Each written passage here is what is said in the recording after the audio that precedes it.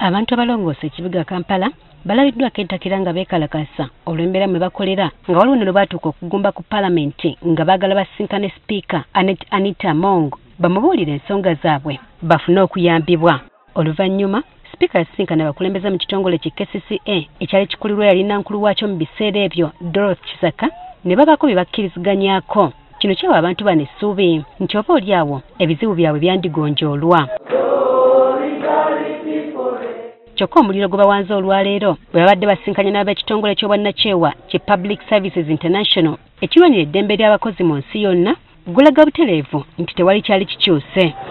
Bano abasukka mu 2,000 begattira mu bibiina oba ssaka eziwera ddala 10. Mu bano mwe muli abeera enguudo, abeettika kasasiro, abagogola emyala ne bannampala baabwe oba supervisor.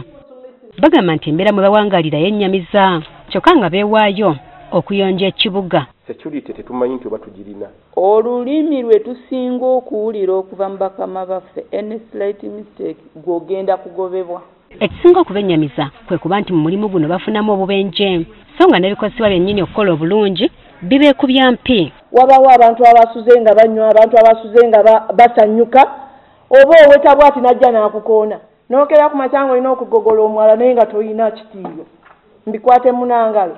N'ogamba truck ejje trucka tetulina mafuta kitongole ekinene kiti. Oyinza otugamba nti ogambye omukozi ayole ebisaaniko ate yabagulewo olw'ekyo mu kugenda mu maaso wano oba enkolagana egenda okubeera zino ensimbi zetubadde tubudgetingidde nga za PPE oba zetubadde tubaliridde zino zijja kukola ku ebyo ebiyambako ku bantu bano abakola tuziwe saaka ezo kampuni egulira ebintu byayo esobole n'okubirondoola obulungi. Bano bannyonnyodde nti n'okutuusa kati kasasiro bamuyooza ngalo kyokka nga ne babeera balwadde tebafuna bujjanjabi. Emyalo egyo gy'olaba basuulamu buli kika kya kintu ekikyafu kyewali osanze mubeeramu embwa, abakyala bajjamu embuto ne basuulamu obwana, abantu abasinga tebalina zikaabuyonjo. Mikwano gyaffe tukozesa ngalo zaffe beya.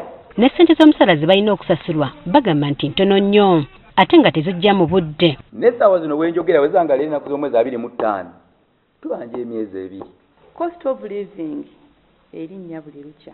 Fiizi zaalinnya, amalwaliro osanga panado bw'ogenda mu ddwaliro erya gavumenti bw'olwala olina kwejjanjaba. Ekyemisana kyakati ng'okinookiriira mu kibuga n'akakaaga tekakola tekamala. Naye ate bwe twogerera kati tukakasa nti ne June yamaze okusasulwa. Bano batuuse n'okwekokola ekitongole ky'ekitafu ky'abakozi oba NSSF nga bwe kiremedde ssente zaabwe nti wakkiri bandiggyeyo ezo ne zibayambako mu bizibu byabwe. Tugenze mu NSSF tubabuuza ali yaziriwa nti mulindeeko tukyategeragana ne KCCA. KCCA egamba ate mulindeemu. Wabula omwogezi w'ekitongole ki KCCA Daniel Nuwabina kibamazeeko bw'ategeeza ng'ekitongole bwe kitabalinaako buvunaanyizibwa bw'atyo n'abajuliza ssako zaabwe ezibagatta. Buli kampuni erina obukulembeze era n'abeegasse bano mu saako zino nabo balina obukulembeze bwabwe era obukulembeze obwo bwe busalawo oba bwe bubakiikirira ku nsonga zonna ezibakwatako mu mulimu gwabwe. Gye biggweredde nga ab'ekitongole ky'obwannakyewa ki Public Services International ekirwanira eddembe ly'abakozi mu nsi yonna kibakakasiza nga bwe kigenda okubalwanirira okulaba ng'ebizibu byabwe binogerwa eddagala. We have also learned that the same circles are deducting from these workers pay as you earn. These workers are below the threshold of pay as you earn. Jennifer Kabale, Agafeyo, ku Spark TV.